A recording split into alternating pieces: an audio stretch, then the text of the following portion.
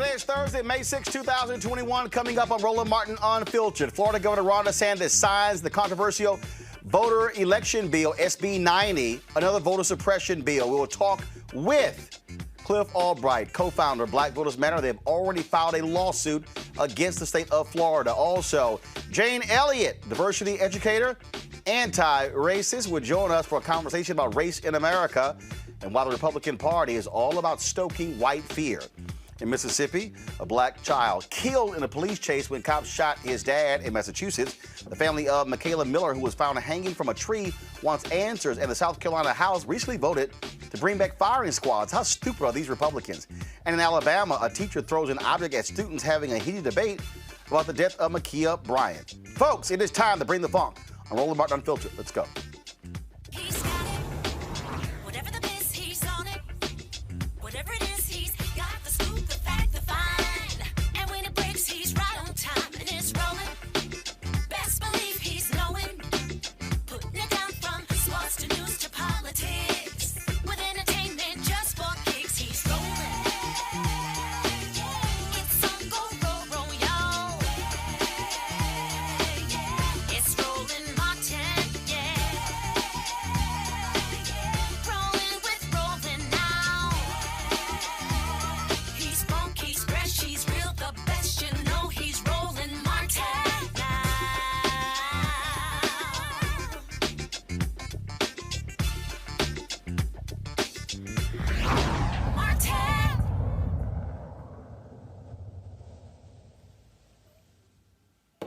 All right, folks, more Republican shenanigans. As expected, Florida Governor Ron DeSantis signs their voter suppression bill, Senate Bill 90. The purpose of the bill is to impose more onerous regulations on ballot drop boxes, cutting them drastically, restrict third-party voter registration organizations, and place new voting rules by mail.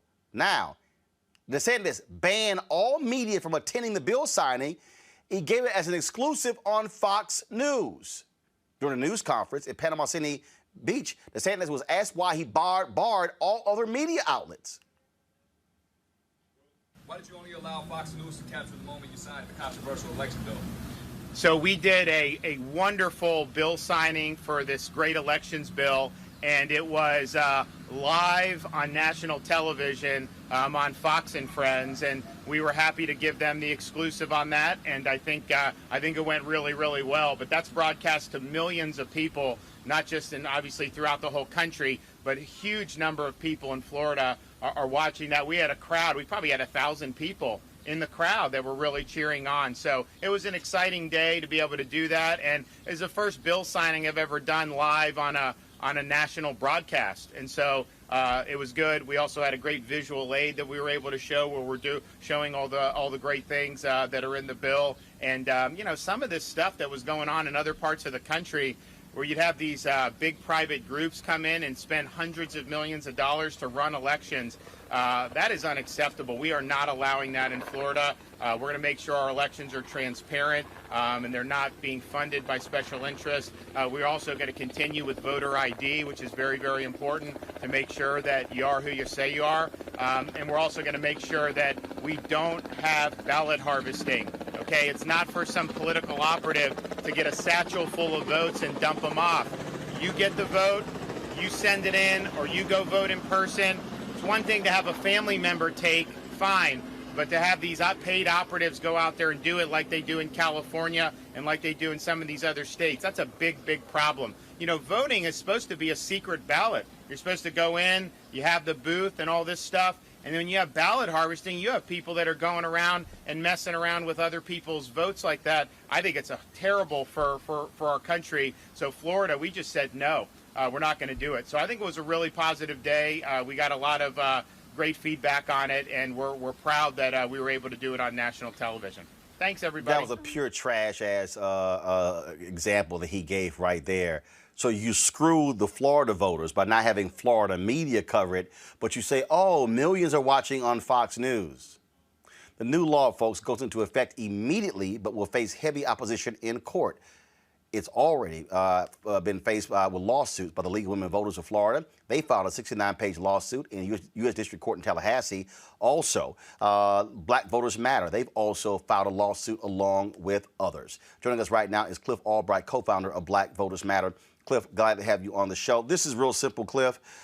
Republicans, we saw it in Georgia. We knew it was going to happen. They're doing the exact same thing in Texas. We saw the same thing in Iowa. Republicans are angry that Donald Trump lost. They're angry that Democrats won the Senate. And so what they are doing right now is putting these voter suppression bills in place, restricting ballot drop boxes, because they do not like the fact that more people voted in the last election than ever before. Yeah, and nowhere else was that the case as much as you saw in Florida, where they had record turnout, 77% turnout. Vote by mail alone, Democratic voters voted 680,000 more. That wasn't the total, not 680,000 ballots, but 680,000 more vote by mail ballots than what Republicans cast. That's exactly why they're so upset. They're scared, right? Because and really what's ironic is that vote by mail in Florida has traditionally been a Republican operation. It's been something that they created, their legislature created, that their governor's been fine with, that their voters have used more than our folks, than Black voters.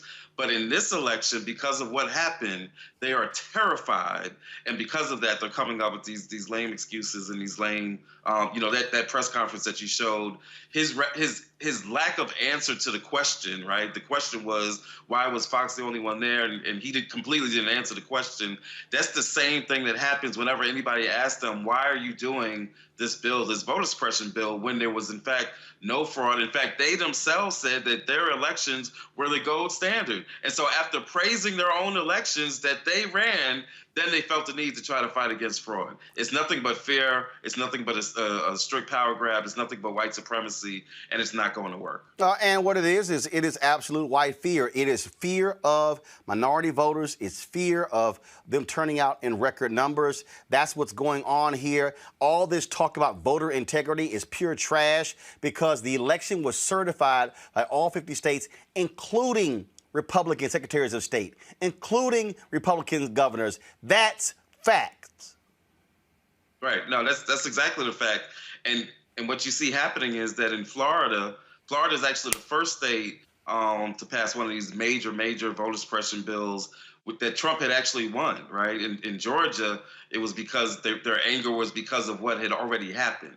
In Florida, as is the case in Texas, what the fear is what's about to happen. They see us coming. They see our numbers. They see the work that we're doing on the ground. And when I say we, I mean a range of organizations within this Black and brown organizing ecosphere. They see what's going on, and they see the writing on the wall, and they're terrified. And because of that, they know that the only way that they can win is cheating. I remind people all the time, you don't cheat when you're winning, right? If you're a spades player, Roland, like I'm sure you are, you don't renege when you're winning, right? You renege when you're losing.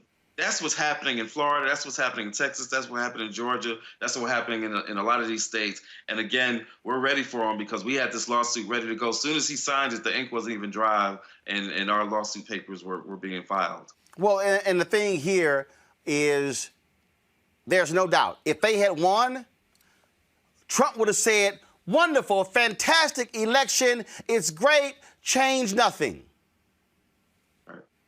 Right. No, that's exactly the case. Because, in fact, what we know is he and his family voted by mail, right? We know that there's a lot of Republican officials that have voted by mail, including some that don't even live in the state. But that's a whole other story, right? And so yeah, it's exactly right. What you said is that if they had won, and won not just the state, but won the presidential election, if they had won the Senate, then we wouldn't, we'd probably still be seeing some of this because, again, they'd still be afraid of what's coming, right? They'd still see the writing on the wall. But the way that they've responded, the breadth, the depth, the speed of the response, the ferocity of the response that they're doing, criminalizing giving out food and water, the restrictions on the drop boxes, in some states, including, in Texas, criminalizing elected officials who might send out ballot applications to voters. The way that they're responding, again, is nothing but white terror, white fear stemming from white supremacy. All right, Cliff Albright, it's always a pleasure to have you on the show. We appreciate it. Keep up the great work. All right. Thank you, Roland. All right, let's go to my panel. Welcome back, Reese Colbert, Black Women Views. Glad to have you back after maternity leave. Dr. Greg Carr, Chair, Department of Afro-American Studies, Howard University. CJ Pearson, Founder, President, Last Hope USA. CJ, I'll start with you. You're one of those folks who participated in a Stop the Steal election in Georgia. You were one of those folks who advanced the big lie. You were one of those folks who lied about the integrity of the elections. You've had Republican Secretary of State in Georgia certify the election. Why do y'all keep lying? Well, it's not a lie. And then the reality of it is that the facts state that a majority of Republican voters genuinely believe that this election was wrought with fraud. Hold up. You said the facts. What facts? Because there's been no evidence of voter fraud. Well, Roland, if you let me answer your question, then maybe I'll get to that. But really what I was speaking to is the fact that the majority of Republican voters believe that this election was wrought with fraud. And I don't know about you, Roland, but when a majority of Americans believe... No, stop. You didn't say a majority of Americans. You said a majority of Republicans. Don't try to conflate the two. A majority of Americans do not believe the election was that case. You say Republicans. Well, Republicans represent half... No, that's not true. You said a majority of Americans... where are the facts? Believes. No, hold on.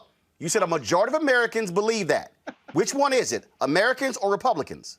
It's not good for democracy when a large portion of the American people believe that our election was stolen, it was wrought with fraud. That is not good for our country. Do you have any facts of this fraud? Where are the facts? Because if I'm correct, 50 states certified the election. 50 secretaries of state certified it. 60 different courts heard challenges. Y'all lost every time. Where are your facts? Not what people think. Where are your facts to substantiate what you're saying? Well, based on the current laws that were on the book prior to these incredible election reforms advanced in the state of Georgia, Texas, and Florida, they were able to certify the results based on the current laws on the book. It's why we're reforming the system. It's why we're making it easier to vote and harder to cheat. No. Hold on. You cited all this voter fraud. CJ, where are the facts? I need to see the evidence of voter fraud. Where is it? There are many facts. Where is it? Hold up. Where? Dan Patrick, the Lieutenant Governor of Texas. CJ, Dan Patrick, the Lieutenant Governor of my state, said he will pay $1 million if someone comes forward with evidence of election fraud. He has not paid $1 million. Where's the evidence?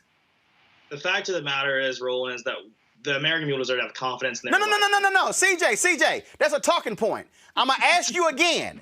Please provide me. No. Please point me to actual facts of election fraud, voter fraud. Yeah. Look at Ware County, Georgia, when we had a manual recount of the votes where I think 100 or so votes were changed because they were miscounted. Like, that is a real issue. I'm sorry. Did the Republican Secretary of State state what happened there? Well, I hate to give you a civics lesson, Roland, but the counting of ballots is done at the local level. By I'm aware of that. But who has the jurisdiction over the elections? The local board of elections conduct the elections. The Secretary of State oversees the elections. And so if there was actual election fraud, that what you say was claimed there, where's the district attorney? Did they indict anybody? Well, they should. No. Yes or no? Did they indict anybody? Well, I can't speak to the... Which county was that? Which county was that? I can't speak to the... No. Which county was that? Ware County. Where? Ware County. Is there a Republican DA or a Democrat DA there? I can't speak to that, but I will say that I'm speaking to what happened with the election voting there, and that happened with the manual recount that occurred. And I got things like that happen when you have votes literally changed to another candidate. I think people have a right to be afraid about what. But it's very curious. I want to bring in it's very curious, Greg, what you hear what CJ is saying, because he can't provide actual facts. He can't provide this widespread, and he wants us to, because Republicans think, well, hell, it's a bunch of folks think Bigfoot real. Yeah. It's a lot of people that think the United States of America is a nation, too. That's another myth. But, I mean, let's get back to the topic. I got a chance to read the lawsuit that was filed by the NAACP of Florida, Disability Rights Florida, and Common Cause versus the Secretary of State there, Lee.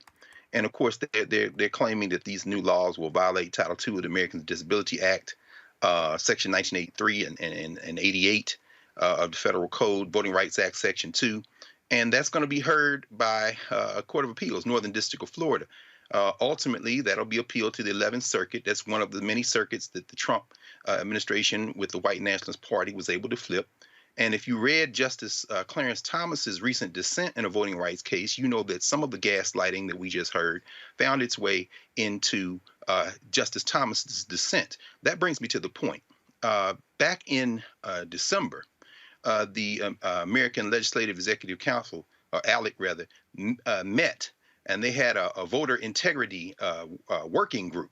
So these bills that we're seeing in Georgia and Florida and Texas, these are not individual pieces. They come of a larger piece with an eye toward one objective, and that is to retake the federal legislature and to retake the White House. And let's be very clear. When we start talking about facts and arguing with these folks, we're not on the same page, because this isn't about facts. This isn't about making points, because there is no common identity. The white nationalists that met with ALEC included Hans Spakowski, who of course we know is a chief architect of this rather ridiculous stuff. Several of the folks who were on Trump's quote-unquote voter integrity commission that fell apart, that was led, if you remember, by the flop sweat brother of the corn-pone governor of Florida, and that would be Chris Kobach, who's right now running for Secretary of State in Kansas and will lose that election as well. But the whole point is to continue gaslight, to continue propagandize, and to shrink the electorate to the point where they can steal elections. Finally, I'll say this. I wish them the best of luck, because I see what people don't seem to understand is you might steal an election, but what you won't then do is get rid of all the people whose vote you stole. This country's going to come apart, and I just hope our young brother, who I'm very glad to see be a freshman there at the University of Alabama, who might sit and read some of these cases and think through some of this legislation and maybe, change some of the language, will have a front row seat in the state of Alabama. Well, maybe. Well, had he not transferred from Howard, he maybe learned some of those in your class, but he went to Alabama. Yeah. Let me go to Reese. Reese, it's very interesting. Very interesting. CJ mentioned Ware County, 100 votes. Go to my computer, please. This is the Ware County election supervisor, Carlos Nelson. He told the Associated Press that an election worker made a small tabulation error that involved 37 votes. Quote, election officials discovered the mistake during an internal audit and corrected the figure in the full hand recount of paper ballots. There was never an issue with the technology from Dominion. Quote, there was no vote flipping. The system worked like it should. Oh, by the way, CJ, the 37 votes in Ware County made no difference. That was a county Donald Trump won with 70% of the vote. So you're complaining about, votes being stolen. We're in a county, your guy won with 70% of the vote. I would think that if there was actually voter fraud, a county Trump won by 70% would be probably real aggressive prosecuting those who did, maybe because it doesn't exist. Reese. It's good to be back. I see not much has changed in my hiatus. Welcome, CJ, to the fire. It's good to see you, Dr. Carr and Roland. Okay, let's just be clear. I mean, we all know what this is all about, right? We've been having the same discussion for years. It's so amazing to me how Republicans cite the system working as designed, which is the system identifying tabulation errors, things of that nature, and corrected them before any kind of election is called as evidence of voter fraud. It's completely absurd. The system is not centralized. It's not perfect in the sense of there are times that there are legitimate errors, but those errors have been discovered. They have been raked over the coals. They have been dissected with a fine-tooth comb, and there's no there there. In fact, the only real evidence of voters' fraud has come from the Republicans. Let's remember when there was an entire congressional seat that was not seated for X number of months. I don't remember the exact number of months, because the Republicans were conducting absentee ballot fraud in North Carolina. And so where we've had people, there was a person, I was reading another case of the other day about a Republican who voted for his mother on behalf of his mother, supposedly, in the election. That was a Republican. So what this is all about, it's all about gaslighting, as Dr. Carr said, and it's all about trying to create this fear narrative that makes Republicans believe that the elections are stolen. The fact that CJ is citing that 50% of Republicans are delusional, or 70% of Republicans are delusional and living in an alternate universe in which 2 + 2 does not equal 4, that's not a flex, okay? That's called go get some therapy, go back to math class. You're not smarter than a 5th grader. This is the reality. Ron DeSantis is up for election in 2022. He barely won his election. And we know there were some shenanigans down in Florida with some stuff that was never really fully investigated or even disclosed about voting machine errors down in Florida. I don't know, nobody seems to remember that but me. He barely won that election by the skin of his teeth. He has some people coming for him, perhaps Val Demings or some other heavy hitters. We also have a Senate seat that's up in 2022. And so this is really about solidifying that power. To be honest, Florida is more of a red state than a lot of these other states, and even Georgia at this point. But they aren't going to leave any stone unturned, and they're going to try to put these laws in place so that they can have even larger margins. But the one thing that I think could potentially backfire, in addition to the fact that we have a Biden-Harris DOJ with Merrick Garland at the helm, is that when you do these voter suppressive measures, you give people more time to counteract it. You give them more time to make those arrangements, which is what we saw people do in Georgia and around the country for 2020. So I just want to know, CJ, why do y'all have to keep lying? I mean, every time you get debunked with the lies, y'all come up with a new lie. Why don't y'all figure out actually how to have policies to attract more people? But why do you, specifically you, keep advocating the absolute lie? And there's no proof. I've asked you now 6 times, show some proof. You threw out Ware County, 100 votes, it was 37, and it's a red county. So any other proof you got? You got anything? Well, the fact of the matter, it's bigger than that. It's about the ability for the American people to have confidence in our elections, because that is what makes America America. The ability for people to have faith in the votes that they cast, making it easier to vote, harder to cheat. If you're against that, I really don't know what to tell you, Roland, because at the end of the day, you can say that you can call 50%, half the country, delusional, deluded, wrong, crazy, whatever, but it doesn't detract from the reality that it is not good for our country's stability for people to not be able to have faith in our election. So hold on, CJ. So if y'all listen to a liar, in Donald Trump, if y'all follow a liar in Donald Trump, and the liar makes all of y'all repeat the lie, and then he browbeats other Republicans in repeating the lie, don't you think folks are going to start repeating the lie? Because, again, you keep talking about most Americans and folk not believing in this. Well, here's the deal. This is an NPR, PBS NewsHour Marist survey. 60% of Americans, 1/4 of Republicans trust the results of the 2020 presidential election. 60%. 56% approve of how the president-elect is handling himself during the transition. So 60% of Americans trusted the election. So what you just said is a lie. You said half. 60%. Is 60% half? To the point that you just said, you said only 25 of Republicans trusted the election results. I mean, 75%. It ain't our fault y'all believe a liar. Well, the point that I'm making is bigger than that, Roland. It's about the stability of our nation. But here's the deal. Can you provide me some proof? Here's what I need. Here's the deal. If CJ told me, Roland, Reese can't cook, and I was like, well, hell, the only way I need to know if Reese can't cook is if I eat Reese's food.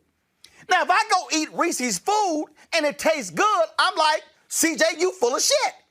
Her food tastes good. Now, if you go, but that don't matter, Roland, I think the food don't taste good. And then if I invite Greg over, and Greg like, damn, there's some good food. And if I invite Anthony, Chelsea, Chris, Atlantis, and Jackie, and they, man, food tastes good. Are we supposed to sit here and give you credence because you don't like it when 9 other people think the food tastes good? Well, I'm sorry. Reese's Gumbo just isn't the same as ensuring that America's on good, solid footing. No, but just because y'all crazy does not mean we have to change laws because y'all are crazy. country. Let me add in. Let me add in a. Hold on, Greg, 1 second. CJ, go ahead and finish that point. But I'm still waiting on some proof. Please go. I'm still waiting. Not making this legislation, and Democrats should be the biggest cheerleaders for this legislation. Why? Because if you want to blame Donald Trump for what he was able to so-called incite, then he had to have something to point to lead to this incident. He had nothing. He lost. He incited an insurrection because he lost, and he couldn't handle losing. Okay, well, obviously he was able to point to something that resonated with people that led to them having such a visceral reaction to. Because y'all believe a liar. No, it's not about that. It's about ensuring that America remains a country that has solid and safe elections. Hold up. You keep saying that. Was it not certified by Republican secretaries of state, governors, and legislators? It was, based on the hold up. So that wasn't safe? Reformed because of how insecure they are. Greg, go ahead. Mike Pence certified the election. Mike Pence certified the Electoral College votes. Was he not the president? Was he not the vice president? He was the vice president. Did he not follow the Constitution? That's why it was in hiding for the last 3 months, bro. Greg, go ahead. See, this is like the lobotomy that's needed because we got a bunch of crazy Republicans who believe the liar in chief, and they want us to say, "But y'all got to accept our crazy." Greg, go ahead. Well, I don't think the white nationalists have a choice. One of the people who was present at the Elliott confab when they got their heads together to write all this legislation that's now being introduced in these state legislatures was Ken Blackwell. Ken Blackwell, who helped Ohio massage the election when he was Secretary of State of 2004. So that might have been around the same time you were coming onto the earth, Brother CJ. Ken Blackwell is black. And like a pair of earrings or a bracelet, black folks in the white nationalist party are accessories. In other words, it's just kind of like things to kind of bring out the color. And the color in this case is white. In the analogy that you did, Roland, I would say that there's one element. The people who would say that Reese can't cook would also say that you, me, CJ, any other black person who would taste that cooking and say it's good shouldn't be allowed to eat. So in other words, they would never even go to sample the food. And so when you hear phrases like election integrity, that is code for taking away local control when they can revert to state control to supersede the local folk. But they supposedly love local control. They supposedly love small government. Well, they love control, which is why when you look at this bill, the corn pone flop sweat leading probably candidate for 2024, Ron DeSantis, who recently went to kiss the ring of Donald Trump in Mar-a-Lago. When you look at that legislation, it was opposed by the 67 county supervisors of elections in the state of Florida. Republicans included. Republicans.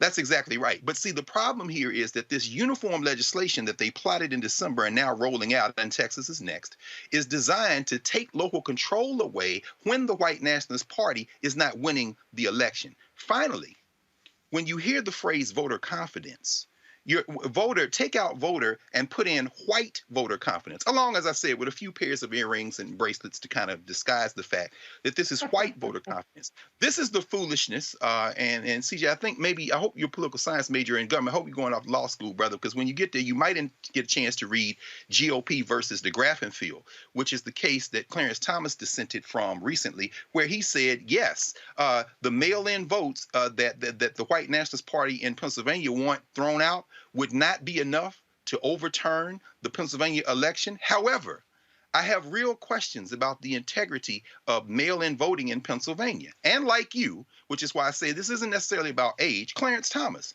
offered no proof, no facts, and repeated the talking points of Donald Trump, meaning that even the federal judiciary is complicit when white nationalism is the objective, and it can be carried out by black people. Clarence Thomas and UCJ seem like y'all on the same page. And Clarence Thomas, unlike you, has a seat on the Supreme Court. They're going to break this little settler project, brother, and I, for one, couldn't be happier. I want to bring in Jane Elliott right now. Jane Elliott, of course, we've had her on before. She's an amazing educator. She speaks truth to power. She does not hold back. I think she's probably more unfiltered than I am. Jane, when you look at what Jane, I fundamentally believe what's driving all of this is white fear. Republicans are scared to death of black people. They're scared to death of Latinos. Hell, they scared of conscious white folks. And what they're trying to, go ahead. Wait a minute. You're using all the wrong terms in the first place. See, I was waiting on you to go there. Go ahead. There is no such thing as white people and black people. There are only people who are different shades of brown. But as long as you use the words white and black, white, the definition of white is pure and unvarnished. Black is the color of savagery and ignorance. Now, as long as you use those two terms, we're going to be at one another's throats. If you'd ever get around to the point that you could look at me and see that I'm not white, my shirt's white, my hair is white, my skin is not. And I can look at CJ there and I can see that his hair is black and his skin is not. If we could get over the idea of several different races, maybe melanemic people, which is what we white folks ought to be called, could get used to realizing that we're all, the whole thing is so ridiculous. Words are the most powerful weapon devised by humankind. I'm sitting here listening to words being used in ways that will separate us indefinitely. As long as you call yourselves white and black, and as long as you call yourselves members of different races, that, by God, is how long this problem is going to last. So you call yourself, you said melanemic? What did you say?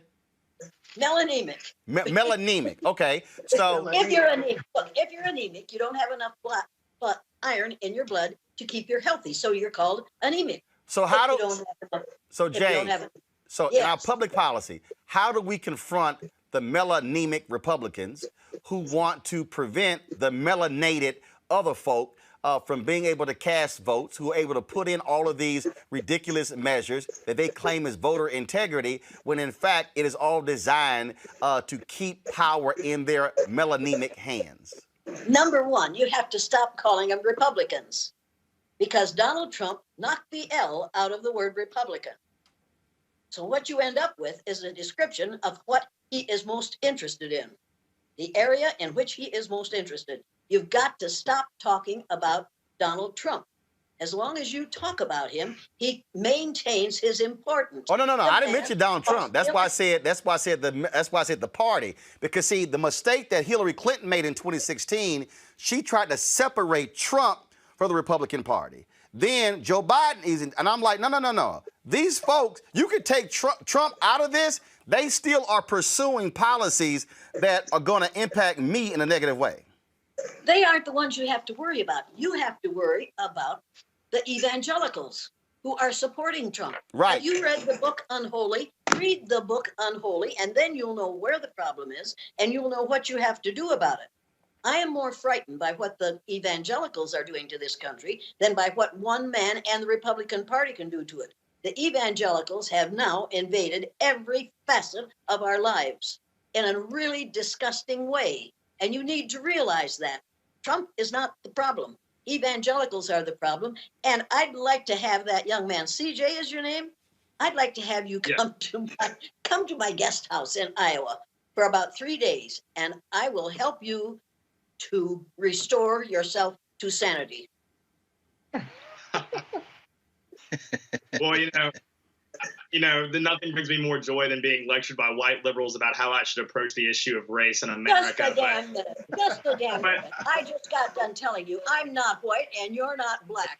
I'm a member of the same race that you are. You and I are 30th to 50th cousins. Now, you may not want me for your cousin, but that's the way it is. Stop dealing with a lie and start dealing with the facts. Let's deal with reality here. And the reality is that I don't have to listen to some young man who has already let me know that the color of my skin makes me unable to discuss race.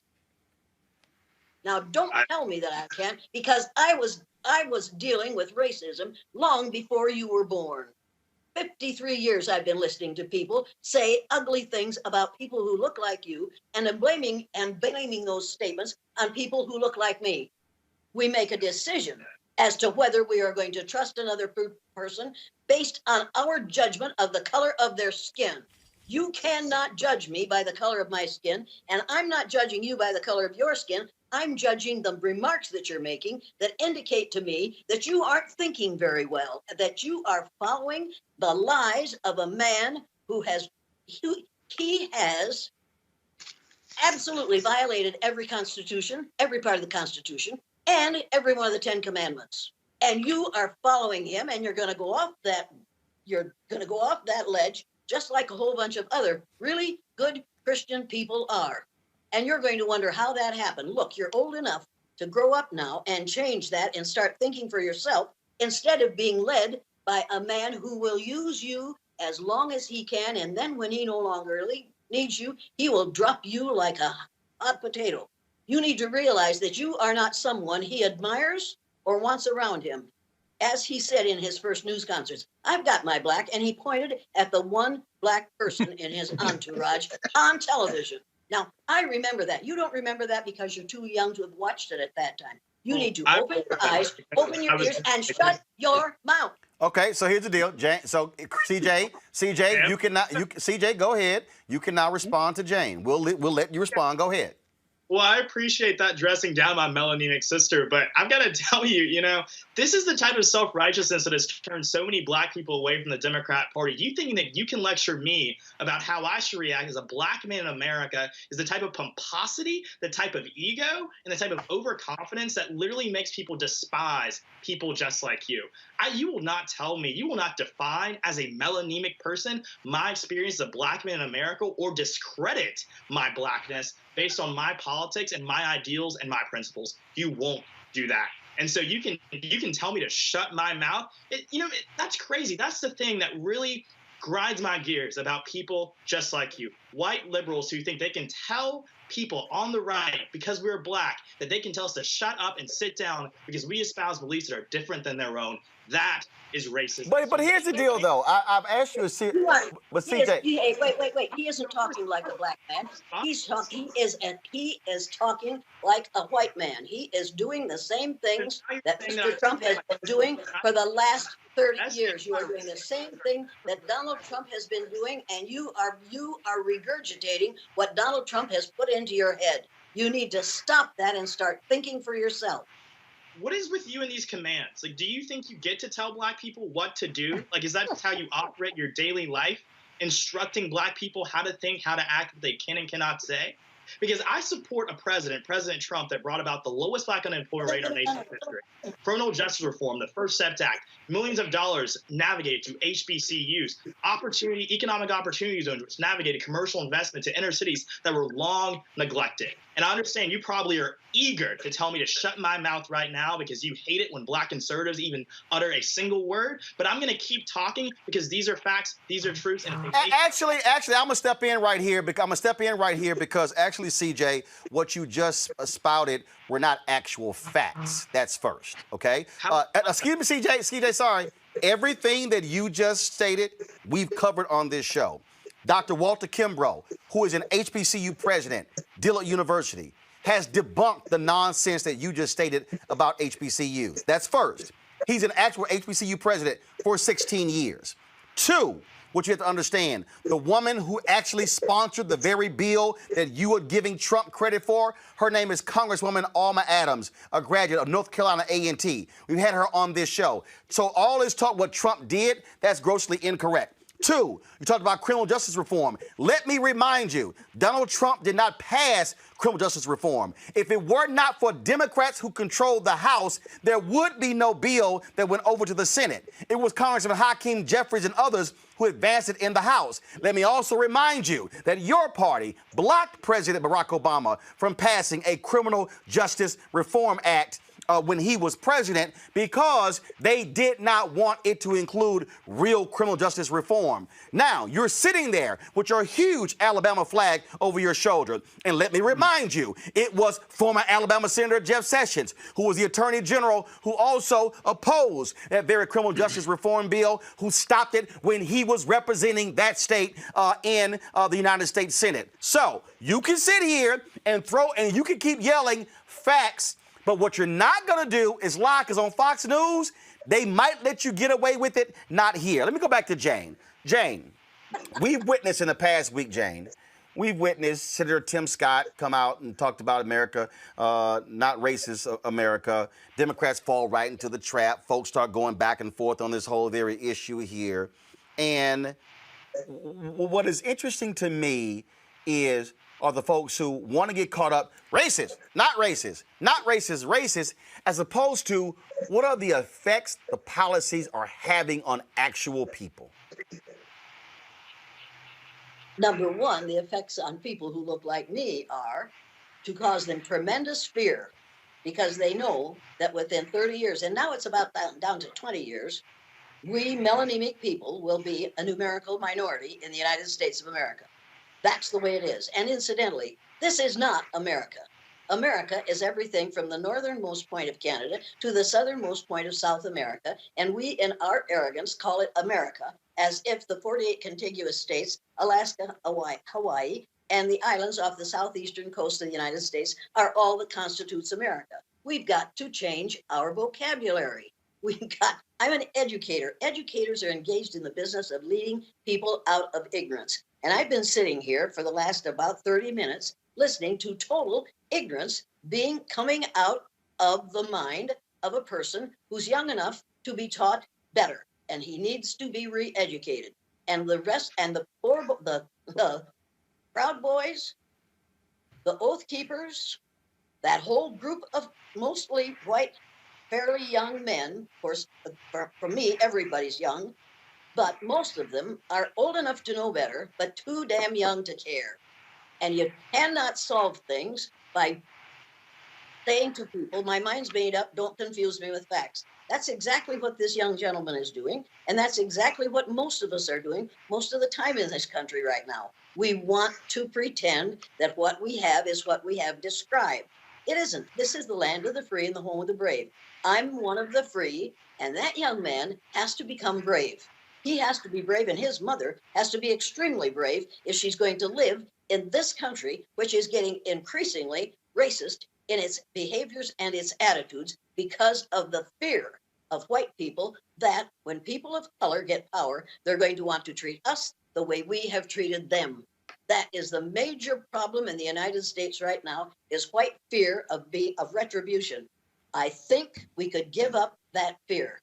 I have watched people go through this exercise, the blue-eyed, brown-eyed exercise, and after it's over, I have heard them say, I had no idea. I will not abuse people. I will not make them feel the way I felt when I was on the bottom. I never knew how it felt to be on the bottom before. Now I've found out how that feels. I will never do something that will make someone feel the way I felt for just an hour and a half. I think we have misjudged the intelligence and the humanity of a whole lot of people of color, and that's why we're afraid of them. Greg Carr, the last week and a half, we've listened to Fox News and all of these other folks, these conservatives, whine about critical race theory. They're running their mouths. Oh, my God, critical race theory is Marxist, and it's destroying America. Yet Nikki Haley's out there. Yet when you ask them to define it, they can't even define it, Greg. They're just spouting a talking point. Well, that's the whole point. The whole point. Professor Elliott has, and it's good to be in community with you. And hey, Reese, we definitely missed you, sis. Having followed your work for many years, and certainly the blue-eyed, brown-eyed test, many of us have seen that one of the videotapes of the exercise. I think it was Oprah you were engaged in showing at that time. You make a very important point when it comes to language. The power of whiteness in many ways lies in its invisibility. And it was interesting as CJ, as you kind of were talking, you drug Professor Elliott into whiteness. She used the word white. It's very difficult to, as she would know better than all of us, to jailbreak that language. But as my friend, the philosopher Lucius Outlaw down at Vanderbilt often says, I can call that bus coming toward me the wind. But if I step in front of it, the wind will run me over. In other words, there is the effect that language has in a social reality. So, CJ, I feel you, brother, when you say that no white person or no person who has been marked white has the right to say anything to how we try to navigate being black in a society where whiteness or the concept of whiteness is the norm. This is James Baldwin and them. At the same time, though, brother, I would have to say that you probably more than all of us as a Gen Zer understand the power of branding. You're a digital native. You haven't been alive at a time when we didn't have cell phones or YouTube or the internet. And so what we're seeing is the weaponized ignorance. And Professor Elliott, you're fighting against it, absolutely. In the real tradition, there was a journal out of Boston many years ago called Race Trader. And you probably familiar with it and knew it. You know, their motto was treason to whiteness is loyalty to humanity. In other words, we have to dismantle this hierarchical thinking. But what we're seeing instead, Roland, to the point that you're raising, people are using critical race theory as a term. And very few people, including people who would be called critical race theorists, know much, if anything, about the origins. Critical race theory comes out of the law, legal studies, law schools, really, and its roots are in something called critical legal studies, which goes back to the late 50s, early 1960s. It's really a dialogue about the nature of how we organize human societies and what are the standards by which we'll live. And that includes the law, that includes ethics and morals, and it really is a critique of the inflexibility of some of the categories. Over the years, Derek Bell, very important in this dialogue, the late Derek Bell and others, began to use that critique of the law and frame it in the context of race. And saying, for example, Derek Bell would say, let's do a thought exercise. What if instead of overturning Plessy versus Ferguson, Brown versus Board of Education had affirmed Plessy versus Ferguson and said, you know what? Separate was never equal, so let's make separate equal. Give them the exact same money you're giving the white schools. Now, that was a thought exercise designed in some ways to do some of the work that Professor Elliott has been doing, namely jailbreak how we think about hierarchy. That's where critical race theory kind of emerged. It's about narratives. It's about posing different kind of questions, forcing people to think. That is exactly not what these white nationalists, and I'm using white not because they are white, we're all Africans if you look at the parents of everybody on the ball, but I'm using white as the social reality that has real world consequences. Just like if I change the name of the bus to the Wind, I'd still step out in front of getting run over. I can call it melanated, demelanated, whatever, but the cop is still going to say, you're melanated, hands up, boom. My point is I'll still suffer because of the concepts. We have to figure out a way to tune out the distractions. CRT is the new socialism, critical race theory. Left is the new N-word in many ways, because we say left, what the signal is, I mean, you know, them people who are over there with those black people. When you say, platforms are the new soapbox, people are engaging in word war as proxy for real war. Meanwhile, people who say, I'm voting for Trump because I'm an evangelical, and Trump is a symptom. Let's be very clear. The Republican Party has been the home of white nationalism for quite some time. People are now rallying behind Lynn Cheney when Lynn Cheney's policy record is just like Donald Trump's. But people are saying, well, she's a woman. No, stop being distracted. What you're seeing is these folks are killing themselves to preserve something that isn't real. They are literally picking their imagined whiteness over their lives. And so rather than try to argue with them, I'm going to leave that to the Jane Elliott's of the world. Go with God. Sister Elliott, go with God. As an African in this world, I don't care whether the United States survives. What I care about is whether humanity can survive America. That's a very different kind of a prospect as far as I'm concerned. I'm going to go to Jane, then Reese, then to CJ. Jane, one of the things that the work that you do, the work that Tim Wise does, Linda Tirado, the work that you talked about these evangelicals, and I thought about for a second Brother Hargrove, Jonathan Wilson Hargrove, who was in that world and who has been working with Reverend Dr. William J. Barber. What's very interesting is they talk about how they love Jesus, yet when you go to their conferences, you never hear anything about the poor. They'll have tax folks there before they have folks talking about the poor. Then what you then see is you see these attacks then manifest themselves in public policy. And the reality is that really is now the hardcore base of the GOP. That is, and I'll just use it for the purpose of this, these white conservative evangelicals, these melanemic conservative evangelicals.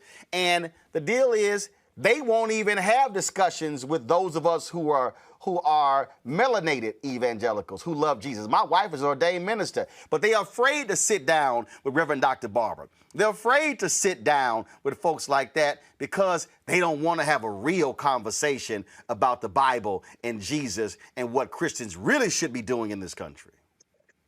Well, they don't even want to see Jesus as he's described in the Bible, with kinky woolly hair and feet of bronze. We white folks, I'm sorry, but that's what we have to call us. We pale faces, one of the major differences between me and you is when pale faces come into a new environment, they immediately adjust the environment to fit their needs. And if it's religion, they do it there too. We want to kneel to somebody who looks like us. That is a mental problem that we have, and we need to get over it. And we won't get over it until we are in the position in which we have placed people in this country for the last 300 years. We have to let people find out how it feels to be on the bottom. And white folks are scared to death. Melanemic people, pale faces, are scared to death that that's what's going to happen to them. I don't think it is. I think that people of darker complexion, melanations people, are more intelligent than that. They know what happens when you set up a system like that, and the people who are on the top are making it work for them. People say to me, it was good enough for my father, it's good enough for me. It wasn't good enough for my father, and it wasn't good enough for your father. It wasn't good enough for any of our fathers as long as we were divided on the basis of the amount of a chemical in our skin. It makes no sense. You can't justify it. It's unjustifiable. Reese, the point Jane just made there, Mitch Landrieu literally made that same point in his book. He said, hey, white people, they're not going to do to us what we did to them. This whole, I'm telling you, what we're seeing right now, I called this, Reese, in 2009. I was at CNN. I told John Avlon, we're living in the world of white minority resistance. I said, they see the demographics changing, the browning of America, and they can't handle it because in their view, this is what it means when it comes to what America means, the flag, all that sort of stuff. They have never had to take into account what we think. But also, I listened to CJ when he talked about he didn't like Jane telling him what he should think. Well, hell, I don't hear CJ calling out his fellow black conservatives when they say folk like you on the plantation, when they sit here and use that language condemning African Americans who reject the Republican Party but who choose to support Democrats. Mm-hmm. And your question. Ooh, this conversation is off the chain. Y'all just came back swinging. Well, you were right, absolutely, because I think black conservatives do like to use that language about being on the plantation and stuff like that. I mean, as black people, we have these intra-black battles. You know, you got the people that talk about you if you're Democratic, you having a butter biscuits and all this other kind of stuff. There's enough insults and slurs to go around. But I kind of do feel like it's an in-house conversation in terms of what's black and who gets to determine what black is and what you sound like as black. But I do have much respect for Professor Elliott. I'm appreciating this new language that I'm hearing, pale faces, melanemic. I'm definitely going to have to incorporate that into my vocabulary. But in terms of me giving up black, I'm going to say the melanemic need to go first. When they give up white, then I'll give up black. Until then, I'm black and I'm proud. So as Dr. Carr said, go with God. I support you, sister, in your plight. But until the melanemic pale faces give up white supremacy and all that good stuff, then I'm going to be over here and I'm going to be black and I'm going to be proud to be black. But on another note, though, I do think, though, that the reality is that we don't want revenge. We just want to be left the hell alone. And, you know, black people ain't sitting up there. We ain't got pitchforks. We ain't the ones marching in the University of Charlottesville talking about blood and soil. That was the pale faces that was doing that. That wasn't us. So we just want to be left the hell alone. We just want to be, if we get a ticket, can we get a ticket and go? We ain't got to be shot by the police. If we call the police because we in distress, we want to be able to get help instead of get shot. That's what we want. When a black woman like me goes to have a baby, I don't want to have to consider, am I going to die in childbirth because black women have a black maternal mortality rate that's 3 to 4 times more of the pale faces. That's all that I want. And so if the melanemic will understand that instead of trying to hold back on what everybody gets because they want to make sure that we don't get something, to go on ahead and give a little, then we can all be greater. Then I don't know. But the reality is, yeah, black people, all we want to do is just be left alone. All we want to do is just be great and live our best black ass lives. That's all we want. May I ask? Jane, then CJ. Go ahead. Yeah. Would it help if we would all simply remember that Columbus didn't discover America, that it was discovered by Africans between 20,000 and 10,000 years before Columbus was a gleam in his father's eye? Would it help if you realized that you were here first, and because of the melanin in your skin and your ability to live even with the hole in the ozone layer getting larger and more sunlight being allowed to enter our environment, that you will be here last? Do you not realize that the reason you are going to be in the majority, numerical majority in the future, is because you are going to live longer because of what we melanemic people have done to this country and to this world with our behaviors? Do you realize that only 18% of the population of the earth is classified as white? 18%. We have been in the minority all these years, and we are determined that we are not going to be the numerical minority in the United States of America. To fight that is to fight the inevitable. It is coming. We've got to get melanemic people used to the idea that if they would trace their DNA back far enough, they would find that a part of their DNA, a percentage of their DNA, came from a country in Africa. We are all from the same place, whether we want to admit it or not. CJ, one of the things that's very curious to me, and I remember in 2017, one of the first things that your party did was repeal anti-discrimination rules in auto loans. And it struck me as interesting that Republicans stood on the floor of the House and they said, you know, we need to just stop this. We're all Americans. But they didn't want to deal with the discrimination. In fact, this is a previous edition of Roland Martin Unfiltered. Listen, and then I need to get your response. Hey, Auntie Maxine, Henry, go to my iPad. Make sure that we're making America great every day in every way. And the best way to do that is to stop talking about discrimination and start talking about the nation. We're coming together as a people in spite of what you say. Thank you, gentlemen. I yield back. Gentleman's time has expired. Members are reminded to address their remarks to the chair. The gentleman from Texas reserves, the gentlelady from California. Thank you very much. The gentleman, Mr. Kelly, please do not leave. Because I want you to know that I am more offended as an African-American woman than you will ever be. And this business about making America great again, it is your president that's dividing this country. And don't talk to me about the fact that we don't understand what happens on the automobile. No, I will not yield. No, I will not yield. Okay. Don't tell me that we don't understand. That's the attitude that's been given toward women time and time again. The gentlelady will suspend. The chair wishes to remind all members that they are to address their remarks to the chair. Gentlelady will continue. The chair, but don't stop me in the middle when you didn't stop him in the middle. And so I shall continue. Don't you dare talk to me like that and think that somehow women don't understand what goes on the floor of automobile dealers. Minded to direct her remarks to the chair. The gentlelady will continue in order. I will continue to do that. However, I don't appreciate that you did not interrupt him when he was making those outrageous remarks about him knowing more about discrimination than I know about discrimination. I resent that, and I resent the remark about making America great again. He's down here making a speech for this dishonorable president of the United States of America. Having said that, I reserve the balance of my time, and no, I do not yield not 1 second to you. Not 1 second. Not 1 second to you.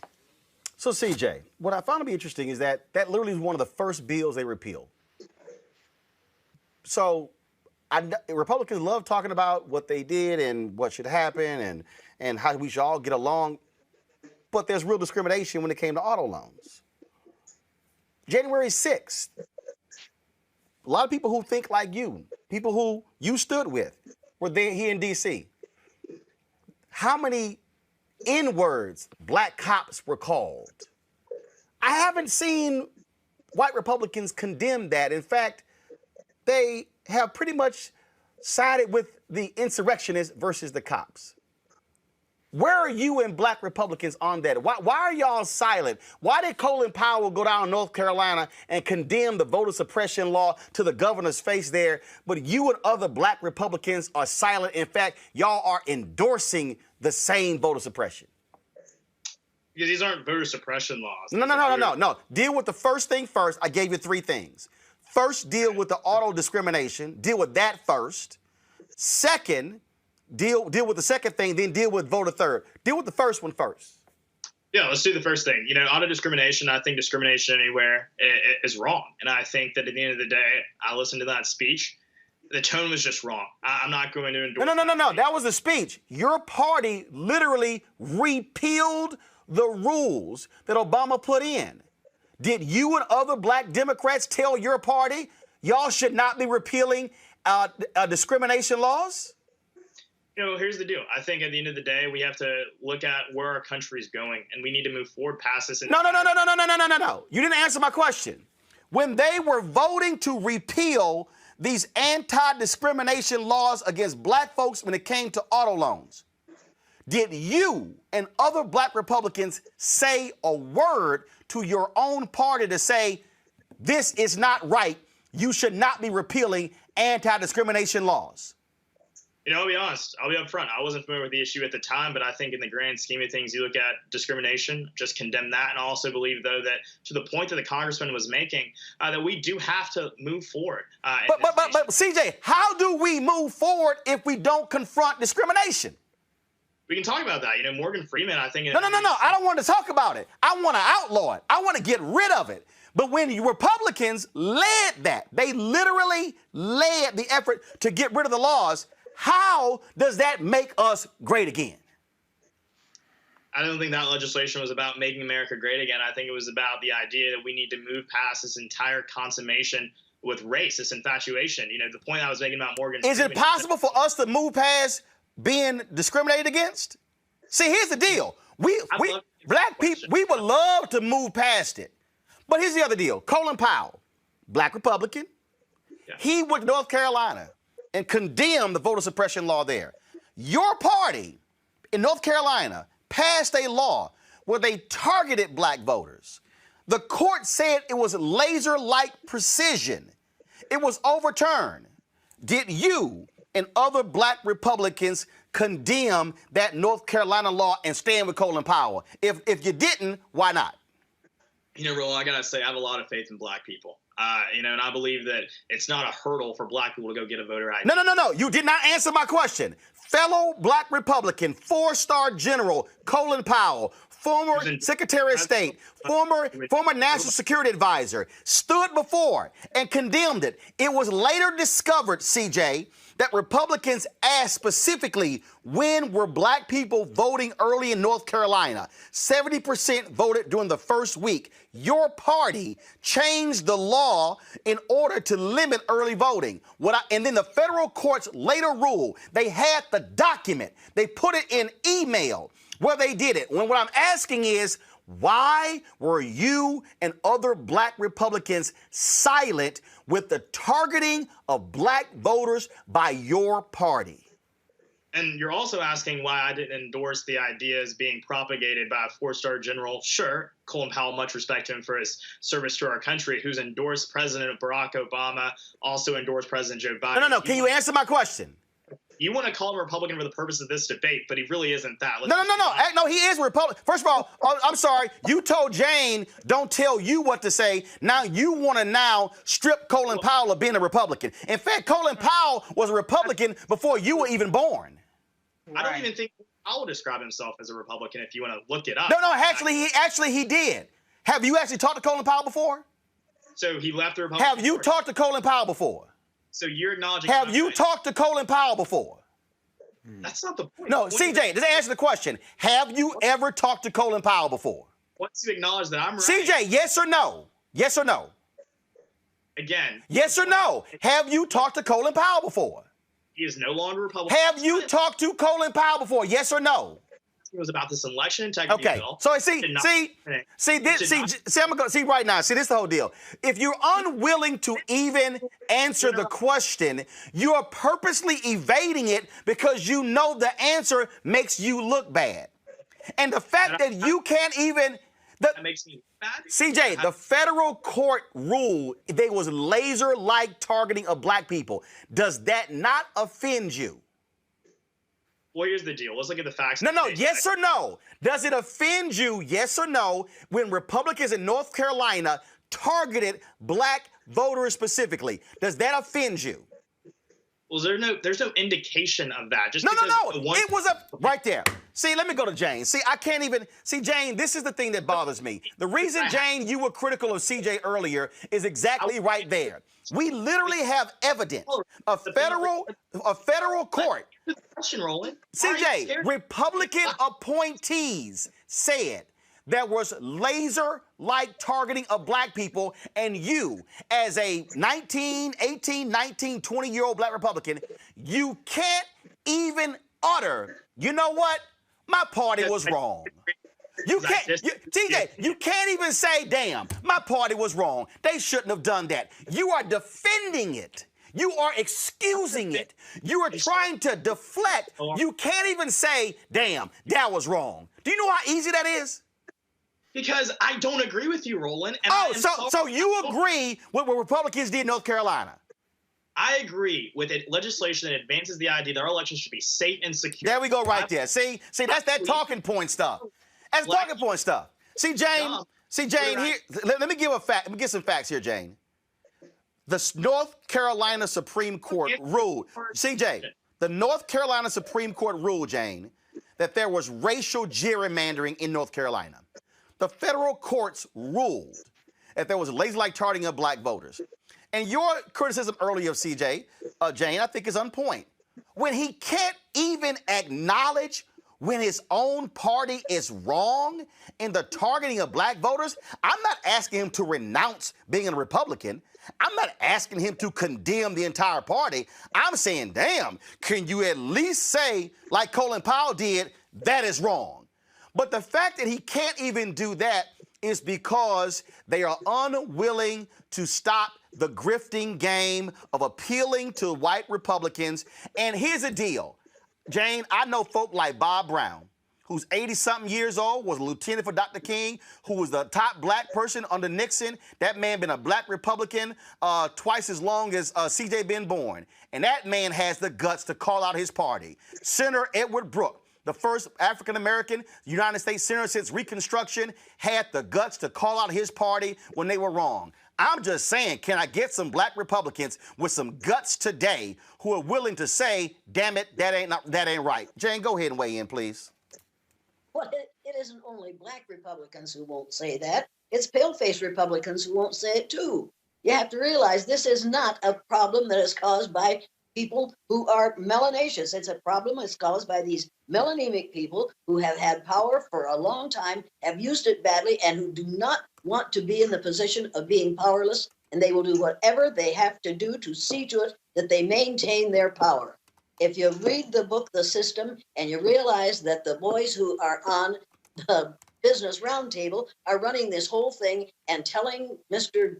Trump, whose name I hate to say, but they are telling him what to do, and he's doing exactly what they tell him to. And that's the reason they're in good shape and the rest of us are suffering. We're discussing a problem that need never have been in this country.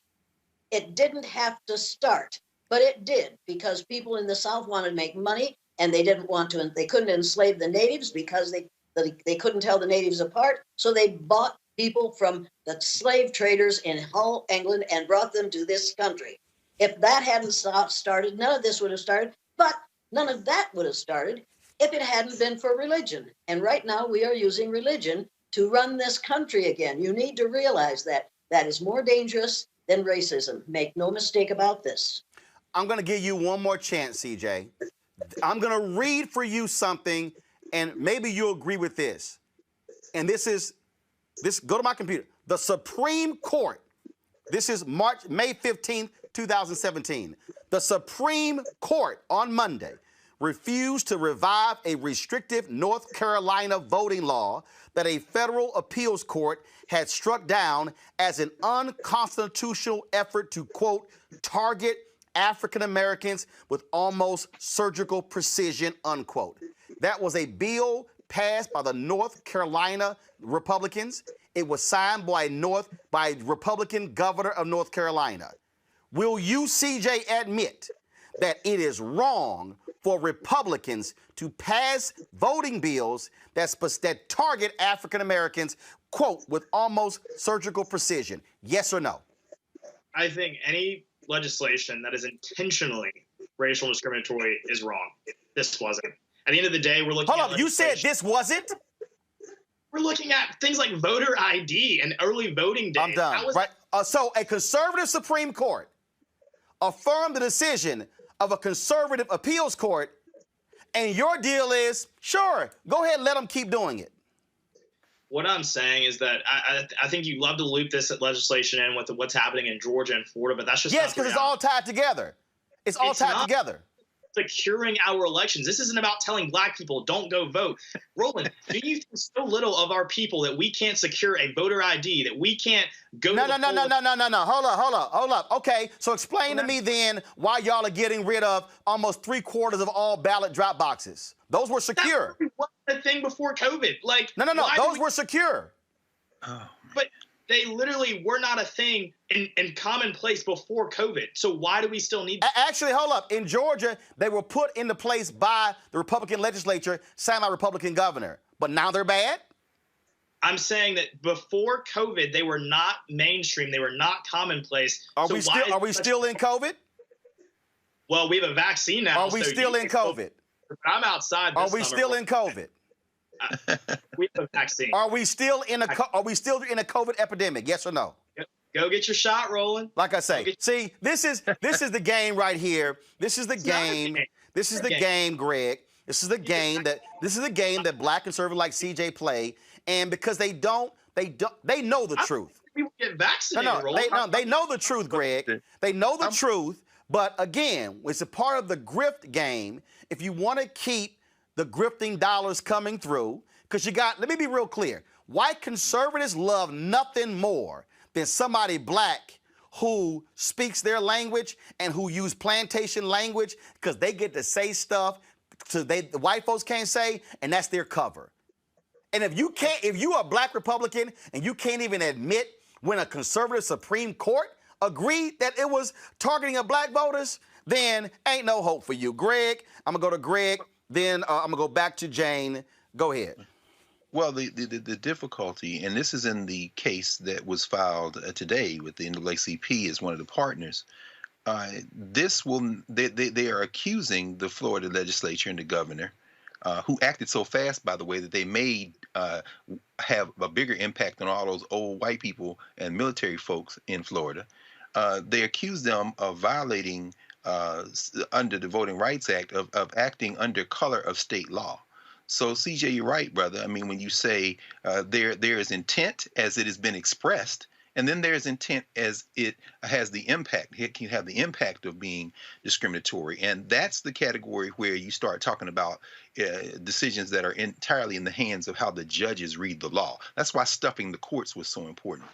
But you know, when you say that these things are not related, and you may or may not have heard about 45 minutes ago when I talked about the American Legislative Executive Council and the fact that they met, the process working group, in December of 2020, these things are not only related, they are coming out of the same draft legislative playbook. And those who have tried to suppress the vote, and including Hans von Spakovsky, who we saw as one of the main villains in North Carolina, were present at this meeting. So, you know, but I'm willing to give our young brother a little bit of room to grow and learn. He's in Tuscaloosa. My mom's from Alabama. I consider myself an Alabaman as well, in many ways, in addition to being a Tennessean and an adopted Philadelphian. But I will ask you this, brother, and I'm glad we're having this conversation, Roland, because you're not going to see this anywhere else. Certainly wouldn't see it on Fox.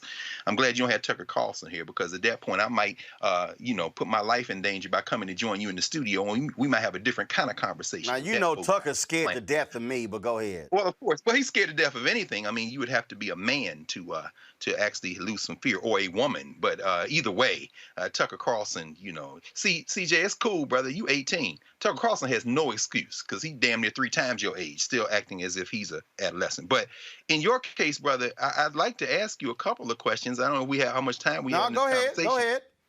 You're down in Tuscaloosa. Have you heard of Theta Nu Epsilon, the group that they call the Machine down there on the campus of the University of Alabama?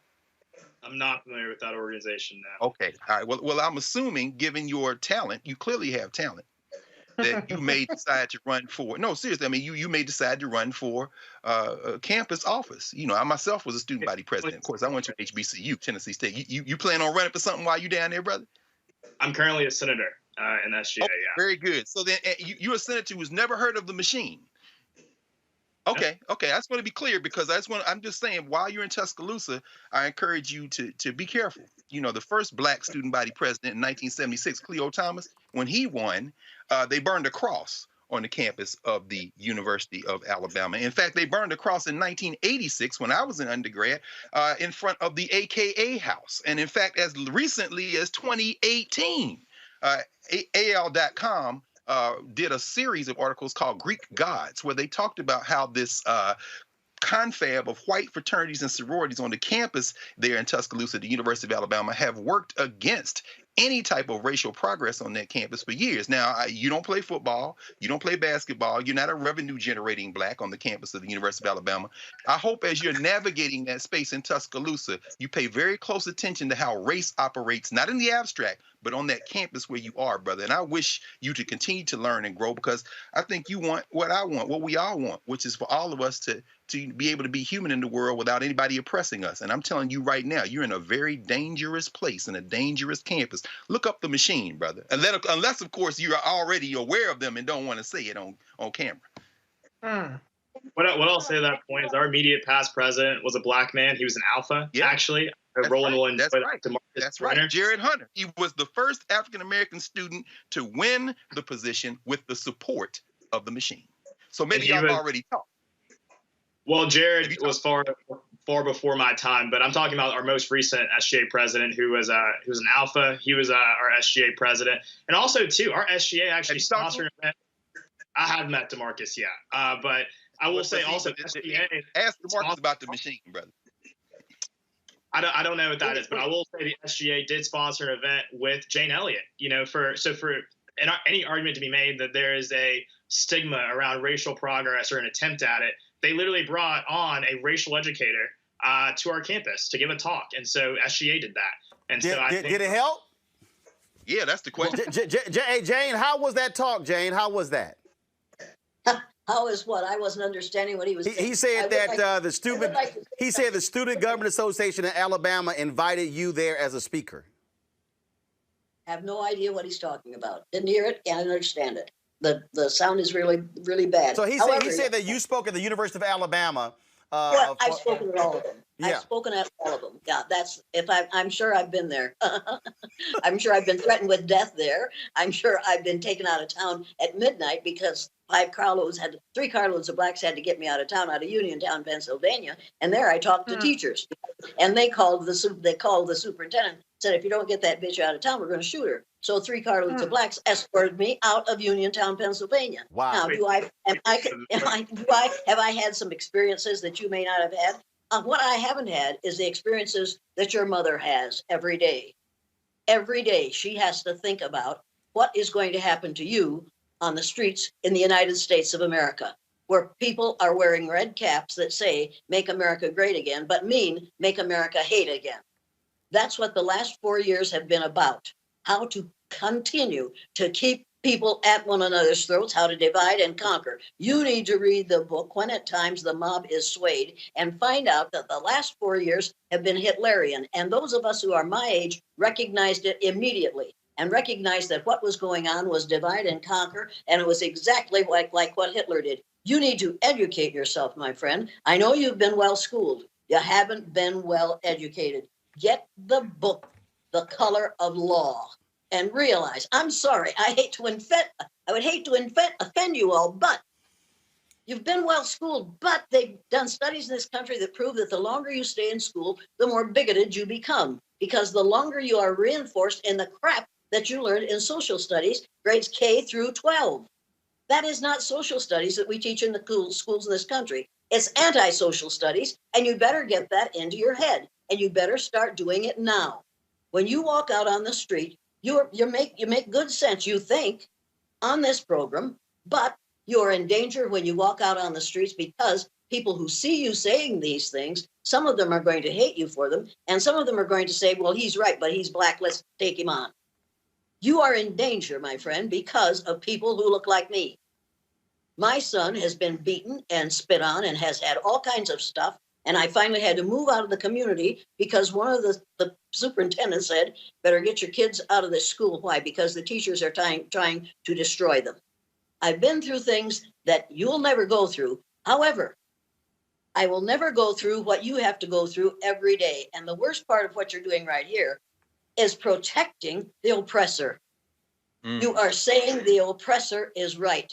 As long as there are people who are willing to protect the oppressor, that's how long the oppression will go on.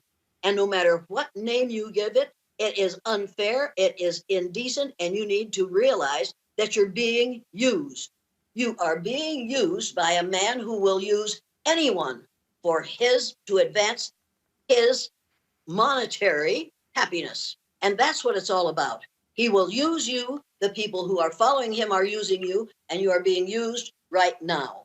Now, you can say that I'm an old white woman saying these things, and I don't know what I'm talking about. My friend, I suppose, what are you, 20 years old?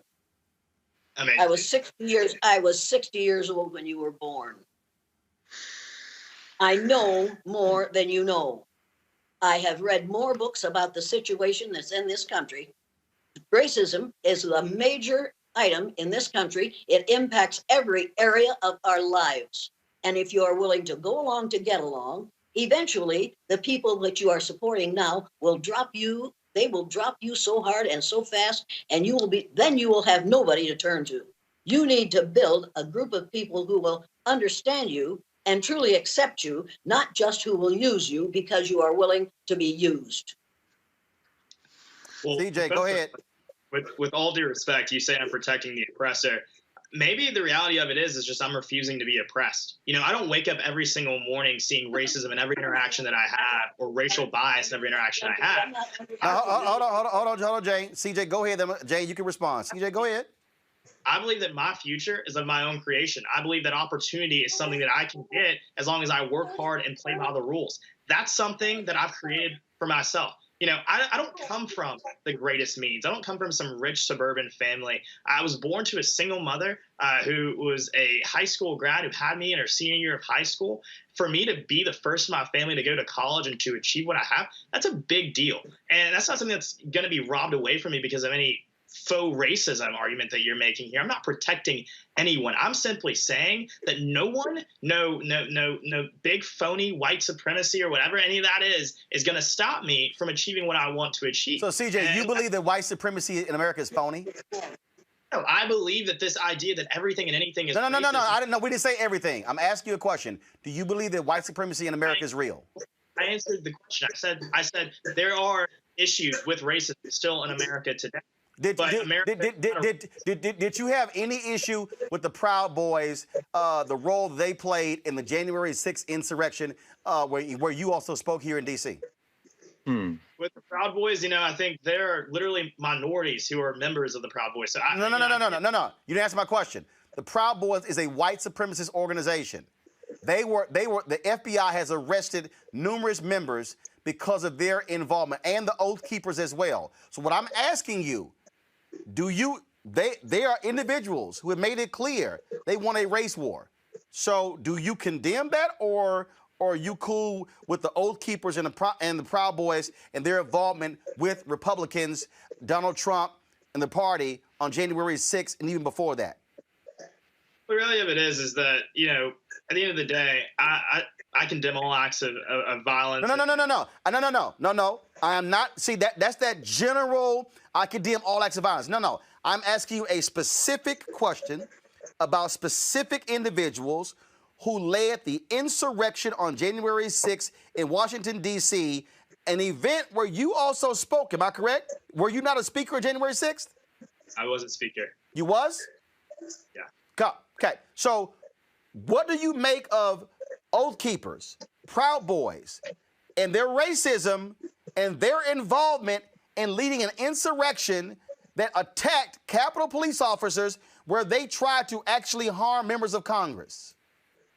You know, at the end of the day, from what I saw and from my interactions with, those organizations, and I'm not all too familiar with everything they've ever said, so I'm not going to sit here and defend anything they've ever done or anything they've ever said, because I'm not in a position to do that. But what I will say is that I know leaders within those organizations who literally have black wives, who have black children. Okay, hold on. Let me tell you something. Let me tell you something. That was Thomas Jefferson was raping a black woman who had kids. That don't mean nothing. Do you understand? I've known some white racists. I've known some white racists who had black women as side pieces. That don't mean a damn thing. So just because somebody was black, what I'm still asking you. These were individuals who were part of an insurrection at the U.S. Capitol. Do you not say that's not the kind of folks we should be involved with in this country? Those are the kind of folks that should be condemned and put in jail? Well, I think I answered your question the first time you asked. Okay, I got it. See, Jane, CJ is actually doing exactly what you said. When you're making excuses, he won't even answer the question because he's afraid to publicly be real, and he wants to make excuses for them.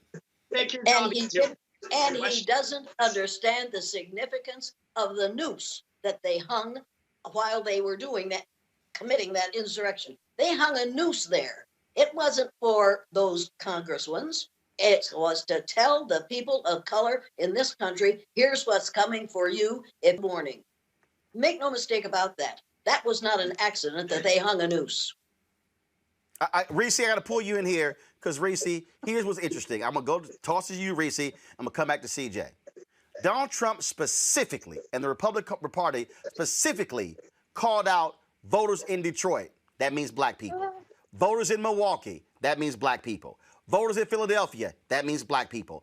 Voters in Atlanta. That means black people. You got Congresswoman Stefanik, who specifically went on television and said there were 40,000 fraudulent votes in Fulton County. That means Atlanta.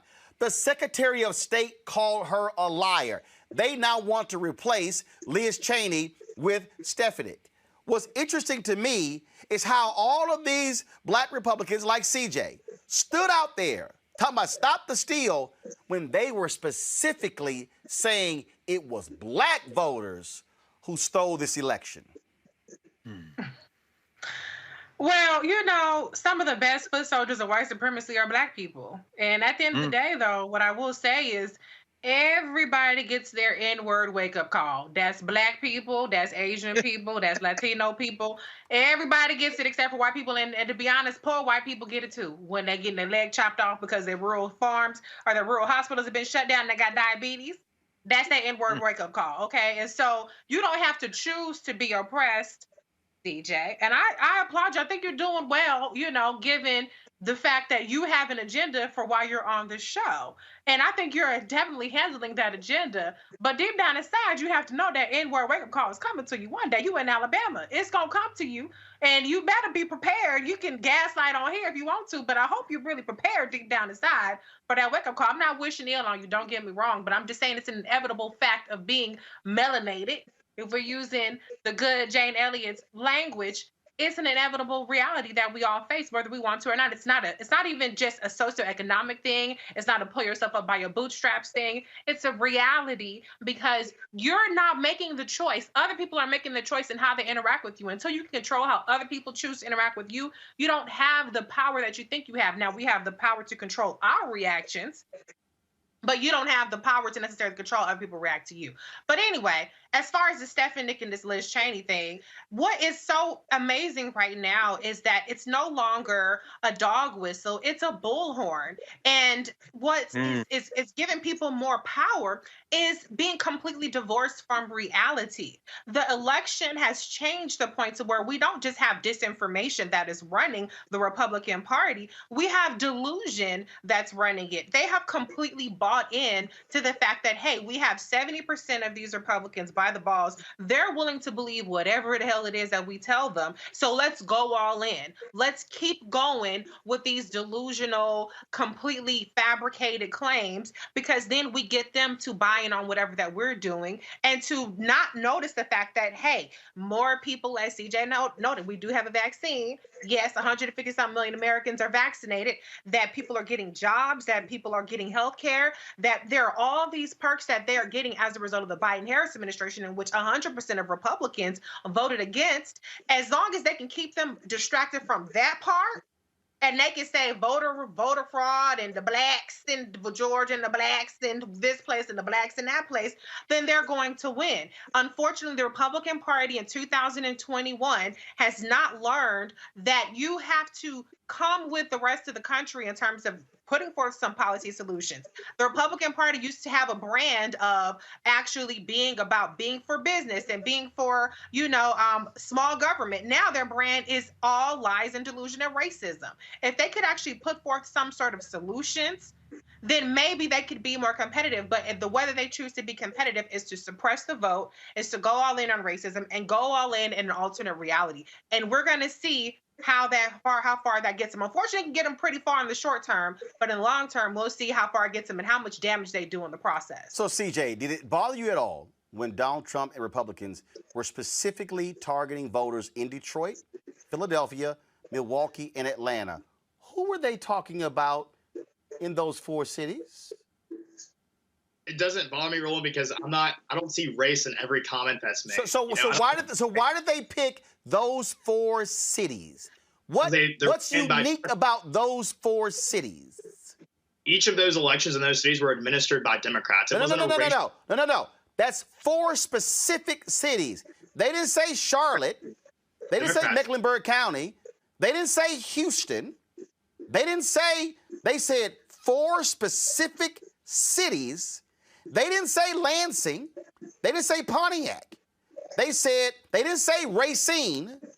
They said Milwaukee. They didn't say Scranton. They said Philadelphia. They didn't say Augusta. They said Atlanta. So why specifically did they say those 4 cities? Roland, you can ask me that question 4 more times. The answer will be the same. So you don't think it was because those 4 cities had significant numbers of black voters? No, because I refuse to live in this ideal world that you live in where everything is racist and everything No. So why didn't they pick a majority white city where there were Democratic voters? Because see, if your argument is they were Democrat, no, but they were real specific. In fact, Donald Trump had a partial recount in Wisconsin, and it was of Milwaukee.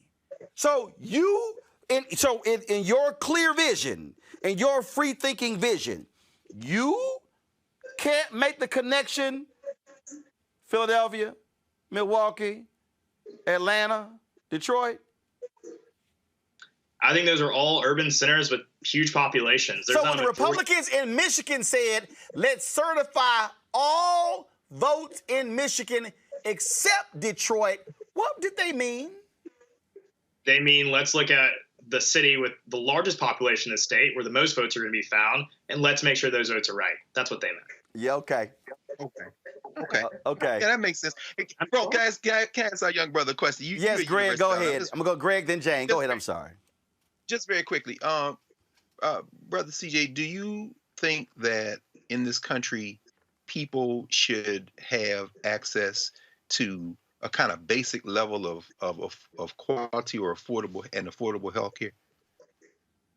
I think we do need to do that. I think the way that we do that is different than the way some people on the left have suggested through a single payer system. I think that the way we do that is by allowing people to buy healthcare across state lines, letting the free market work, driving down the cost of healthcare so that it's more accessible. It's a damn shame that in this country we have an infant mortality rate higher than some developing countries because of the lack of accessibility to healthcare that we have in this nation. Republicans have dropped the ball on that issue. Democrats talk about healthcare all day long. They have these plans. Even though they're bad plans, I don't endorse those plans. I don't like those plans. At least they have a plan for it. Republicans spent years talking about repealing Obamacare, but never came up with a solution to it. And so people were like, why don't Republicans care about healthcare? It's because we haven't talked about it enough and we haven't presented a plan to do it. So yeah, I agree with you. We definitely need to. I appreciate that. I appreciate that, brother. So we're on one accord of that now. Yeah, we might debate and disagree on how to get access, but let's get very specific and tune this in. In the recent package that was passed by the federal government, with the unified Republican lack of support in the state where you're now going to school, Alabama, Medicaid expansion would put 300,000 more Alabamans on the roll to get access to health care. It would also bring $900 million to Alabama. And this is taxpayer money. We all pay taxes in one form or another. $900 million, almost $1 billion to Alabama, because the federal government would pick up 90% of the cost. The governor of Alabama, a Republican, Kay Ivey, has said that she's willing to consider it. And many of those folks, if not most of the folks who will receive access to the kind of health care that we both agree people should have in this country, will be white.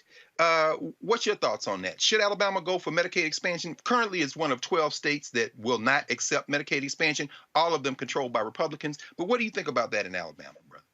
You know, I'll be real with you. I'm a big fiscal conservative. I think that, you know, every solution should be looked at. At the end of the day, we have to look at to what type of nation our next generation is going to inherit. You know, we can't keep spending and spending and spending and expecting no one to foot the bill, because it's going to be my generation that has to do that.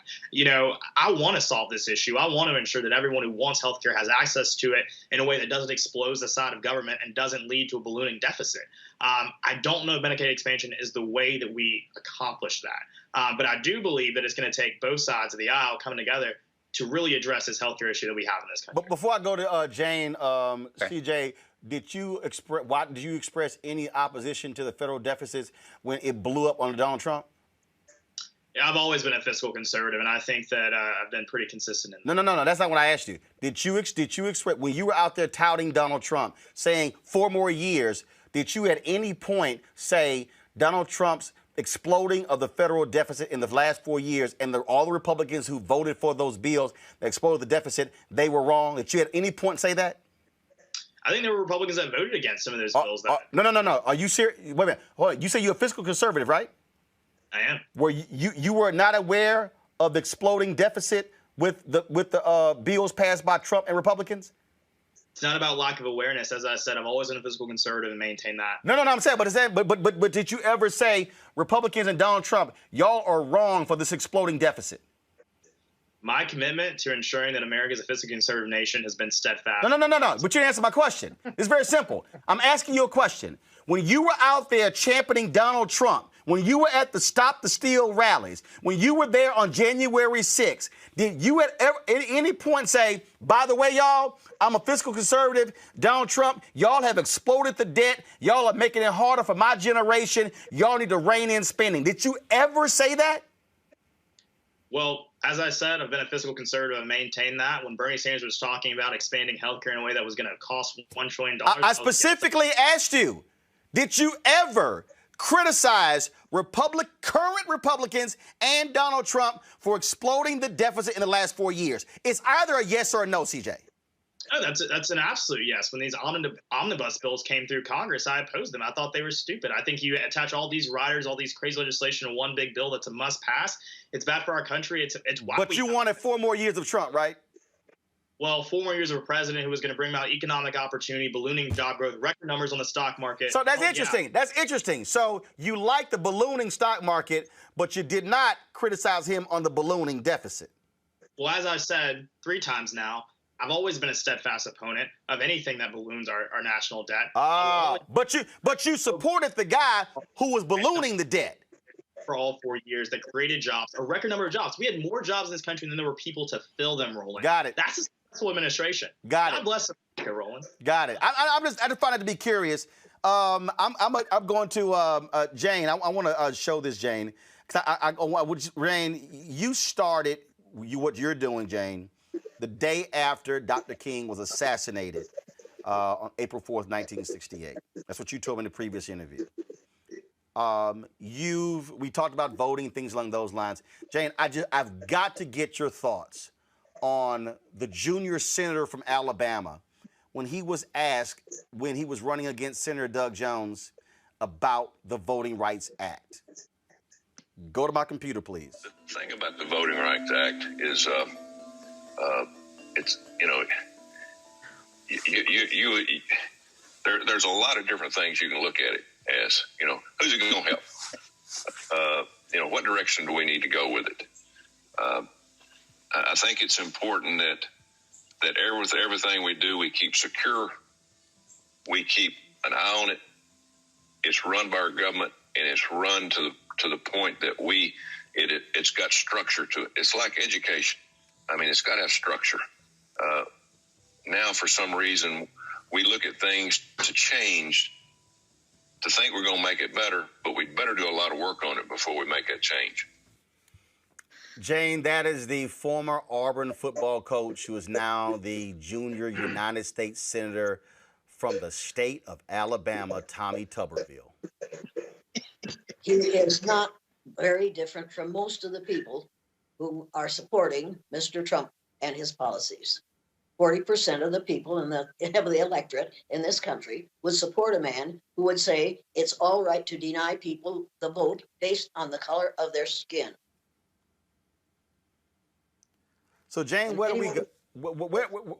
Where do we go? So, if we are to, we have to educate these young people. This young man is an example of what we haven't done with education. He needs to be taught the truth. We haven't been teaching the truth in the schools in this country for the last 300 years. This is a problem of education. Educators are supposed to lead people out of ignorance. You can see that this young man should be listening to you 3 adults who know what you're talking about. He is trying to teach you. You have forgotten more since breakfast than he will ever know. You have experienced things that he will never experience. But he will experience them if he doesn't get his head on straight and start reading the history as it really happened instead of reading it as he was told in the schools in the United States of America. He firmly believes that a person who can make the amount of money that our former president did by grifting others is more admirable than you 3 people who know what you're talking about. You've been where he's going. What you're trying to do is set it up so he doesn't have to go through what you have gone through. That doesn't have to happen again. We could put a stop to this if we chose to, but instead we are perpetuating this myth as long as we keep people like this young man in the dark. If we can keep him believing the lie, that's how long we can perpetuate racism in this country. We think, but it isn't going to work. Melanated people are going to be grossly outnumbered, and it's coming faster than we expected it. We've got to change our behaviors. We've got to change our attitude. We've got to change our beliefs. We've got to change our myths, and we've got to stop telling myths as though they are fact. We've got to start dealing with the truth in this country. Final comment. I'm going to go now to Reese. My final comment is I don't believe for 1 second that CJ doesn't know better. Bless you. I'm not trying to lecture you or anything like that. I think you're doing what you set out to do, which is you have a brand, you have an agenda, you're young, you have a bright future ahead of you in the conservative world if you continue to regurgitate your talking points and stick to that script. But I just say again, I hope you don't get that N-word wake-up call that we all get one day, one way or another. CJ. Well, Roland, I want to thank you for having me. I actually really did have a good time today, so thank you so much for extending the invitation. But really beyond all that, I will say, I'm not a victim. I don't live in a constant state of oppression. I believe that we create the opportunities that we want to have in this country. I'm proud to have supported President Trump. We'll be proud to support him again in the event that he does run. But really what this is all about for me, this is bigger than race. I think the way that we actually bridge the racial divide, the way that we actually ensure that Black and brown people are uplifted in this nation is by encouraging, actual policies that are going to uplift our people, right? Policies that are going to ensure that we are able to create small businesses. Policies that are going to ensure that we're not wedded to the federal government for entitlement spending like food stamps, welfare, whatever. We need to create victors, not victims. That's what I'm all about. That's my idea. That's my platform. That's my agenda. It's not about pushing Donald Trump's plan or pushing white people or whatever. It's about pushing the idea that Black people control their own destiny in this country because we are no longer slaves. We are people that control who we wish to be, who we are, and that's what I believe, period. Greg Carr. Yeah, no, this has been very useful, I think, in some ways. In other ways, not so much. But Reese cut through all of it when it comes to this specific conversation. You did your job well, young brother. You stayed on brand. As a Gen Zer, you know the importance of sticking to a message when folks aren't going to dig much deeper. And just know that there have always been individuals who oppressors of all type have picked out of the groups that are oppressed in order to do two things: give them a bit of a safety valve and a bit of a fig leaf, as you heard Professor Elliott say. And also, those people are well rewarded. That's the second thing. And you're right about Colin Powell. Colin Powell back in January said, you know, I no longer am affiliated with the Republican Party, but that isn't because he didn't want to be a fiscal conservative. That isn't because he's not a warmonger, because he absolutely is. And another reason not to look at Lynn Cheney as a hero, her father is the reason there are a number of women and men who are dead right now for the misadventure overseas 20 years that's been going on. But ultimately, it pays well. And as Reese said, I hope you don't get that wake-up call. But as Professor Elliott has said, you know, we're trying to help you understand that no matter how well you do as an individual, in the words of Frantz Fanon, you are overdetermined from without, because race is not something people who enslaved your ancestors brought. It is something that was created to keep your ancestors in place. And once we fought our way out of that, to keep them on the bottom of this very deeply capitalist structure. And so as you are there in Alabama, and if you can name all 50 states, you can say at least one word in a half a dozen, actually, no, what am I saying, a half dozen, at least a couple of dozen Native American languages, meaning the first crime of this country was settler colonialism. Never forget that no matter how you think about yourself as an individual, I hope, because, you know, I've spent many dark nights in Alabama, let us all pray that whatever you're saying and doing won't turn into a situation when you confront the fact that no matter how you feel about yourself, it is how this country feels about you that determines a lot of your life chances and a lot of the life chances of the people who will remain oppressed, in part because you will be used as a pawn by those who will keep us oppressed by saying, but look, there's CJ. So just be careful, brother. And our doors are always open. I hope you come back for more of this conversation. Jane, close us out, Jane.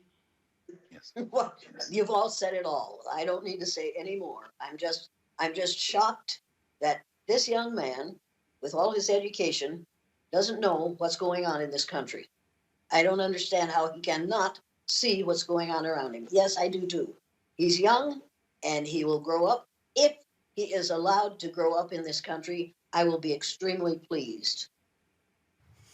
I'll close it out this way. My position is very simple, and I love no, leave it on the file shot. I love the people who run their mouths on Twitter like this. I don't know who this ignorant woman is. Robin Barnes out of Michigan. She's the CEO and principal broker of Latitude Luxury Real Estate in Michigan.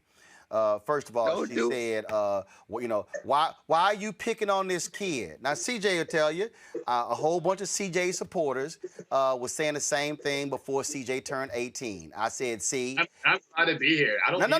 I'm just telling you. I'm just telling you what she said. And CJ confirmed it. I said it. I'm going to wait till he turned 18 when he grown before I invite him on the show so y'all can stop whining and saying, why you picking on a kid? I said, we'll wait. When he turned 18, I said, now you can come on the show. The other thing is this here. All the folks talking about, oh, let somebody finish. This is real simple for me, CJ. And if anybody, I've had black conservatives on my show before. I've had different people. When somebody says something that's not true, I'ma jack them. I don't care whether you conservative, liberal, when you use stuff that's factually incorrect, I'ma stop you because I can't let the audience, I ain't Tucker, I'm not Sean, I'm not that fool Grant, Sean Spicer, Laura Ingraham. I don't let non-factual stuff slide on the show. Last one. If I answer this, all my only advice for you, CJ. When somebody asks you a question, don't obfuscate, don't deflect, just answer the question. Because here's the deal. When you don't answer the question, it sounds like you don't want to answer the question. And so I'm a press folk. So, and I get, hey, everybody, I know how to stay on point. I know how not to get trapped. But the point I'm saying is, you're going to come on, hey, answer it. Say it. Nope, I didn't call Donald Trump out when it came to the deficit, but I still supported him. That's the only deal there. But this is all I ask. This is all I ask you, CJ. And I've said this to Eugene. I've said it to Chris. I've said it to Paris. Said to Shermichael. I can name every black Republican I've had. Don't be afraid to check your party. Don't be afraid to check your party on race. Don't be afraid to say to your party when they screw up, hey, y'all ain't doing what's right. Do not defend their bullshit, because what they want are black people to give them cover. And all I'm saying, as a brother who's 52, who knows Michael Williams, when a Republican would not condemn black church burnings, his wife Donna said they were going to have a fundraiser in her house, at their house. Donna said, ain't no man welcome in my house who will not condemn the burning of black churches. Michael worked for Ronald Reagan and George H.W. Bush, and he worked for Governor George W. Bush. Said, no, will we not be a fundraiser in our house? And so what I ask of black Republicans, be like Bob Brown, be like Alphonso Jackson, be like black Republicans who are willing to challenge their party, be like Michael Steele to call them out when they're wrong. And let me be real clear, you see a whole bunch of Democrats know how I jam them up. And Speaker Nancy Pelosi's office been avoiding me for 10 months. And I'm calling her out constantly. And I'm letting them know. And trust me, I ain't on no Obama mailing list, because I also was willing to critique him when need be. I ain't a Democrat. I ain't a Republican. I'm not liberal. I'm not conservative. Because of Jane, I'm a melanated man. For my mom and daddy, I'm a black man, Reese. I'm going to go with you on that one. And we going to call it like it is. That's how we going to roll. Folks, I appreciate it. A great conversation. It's a whole bunch of other stuff we had, but I blew the rest of the whole show up. That's what you do when you own your shit. Jane, it's always great to see you. Thank you so very much. Reese, glad to have you back. Your newborn baby. Thank you so very much. CJ, we'll have you back if you want to come back. Greg Carr, always a pleasure, my alpha brother. And all you, Jane, go ahead. You are all welcome to come to my house in Iowa, but you especially, CJ, I want to see you at my house in Iowa. And I want to sit down with you and have a discussion as to how lucky you are to still be alive. All right, hey, we can hop in the Mobile and take a trip to Iowa. That would be something. Where you are seen as something we need to destroy. Make no mistake about this. I want this stopped, but we won't get it stopped as long as you go along with the people who are perpetrating it. You can't go along to get along and put a stop to the nonsense. If I haven't learned anything else in my life in the last 87 years, I've learned that. I could go along and not be kicked out of my family. I refuse to do that. When you see something wrong, you have to name it. You have to stop it. What you're seeing is wrong, but you don't want to see it that way because they're appealing to your vanity. And you are gorgeous. You are gorgeous. There's no doubt about it. All right. They will destroy you. They will destroy you. As they tried to destroy C.T. Vivian, they never got that done. They destroyed Martin Luther King Jr. I don't want that to happen to you. I've met C.T. Vivian. He was young like you were once, and he learned the hard way what you have to do to survive as a black male in the United States of America. Reverend Dr. C.T. Vivian was my frat brother, and I always enjoyed the opportunity to sit down and chat with him. He was an absolutely great man. We lost him last year, and we miss him dearly. Folks, I appreciate everybody who watched. Thank you so very much. Y'all, please support what we do here at Roland Martin Unfiltered. Ain't nobody else having these kind of real conversations. Join our Bring the Funk fan club, Cash App, $RM Unfiltered, PayPal.me/R Martin Unfiltered, Venmo.com/RM Unfiltered, Zelle, Roland@RolandSMartin.com, Roland@RolandMartinUnfiltered.com. Y'all supported what we do. And because, look, we all about giving y'all, this was straight unfiltered today. That's all it was. We keep it real. We keep it black. We keep it honest. We keep it hot. And look, if you can't handle this conversation, ain't my damn problem. To all y'all New York Yankees fans, how you like them Astros kicking y'all butt today? Don't be haters. Don't be haters. Mark Thompson, all about the Stros. I'm going to see y'all tomorrow from Elizabeth City, North Carolina, where we're going to be live streaming and broadcasting the Andrew Brown Jr. rally. Oh, and to all the fools who tried to say I got ran out of Elizabeth City, North Carolina, I wonder why they invited me back. But y'all asses ain't showing up there. Don't worry, y'all can watch our live stream. Before I go, don't forget the conversation we have right now on my Facebook page, Andrew Young and Cliff Albright. Roll it. Just about hurting black folk. Right. Nope, that's not it. That's the wrong one. I need you to roll the Ambassador Andrew Young. There you go. That one. Put another nail in the coffin of racism. You talk about awakening America. It led to a historic summer of protest. I hope our younger generation don't ever forget that nonviolence is soul force. Priceless.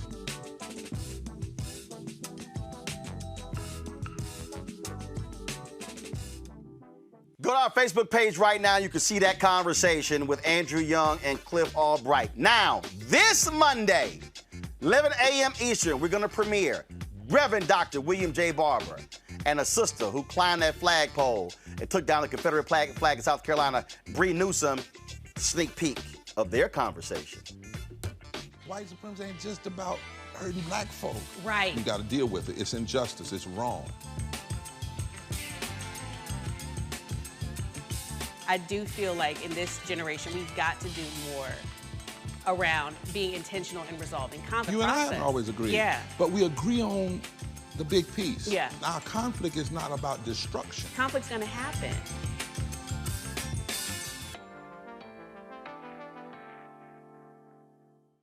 All right, y'all, the 6-part series we have. The first one is Tiffany Lawson, Janetta B. Cole. The second one is Andrew Young, Cliff Albright. The third one is Bree Newsom, Reverend Dr. William J. Barber. Premieres on Monday, 11 a.m. Eastern on my Facebook page and Instagram page as well. Y'all check all of those out. We got 6 of them.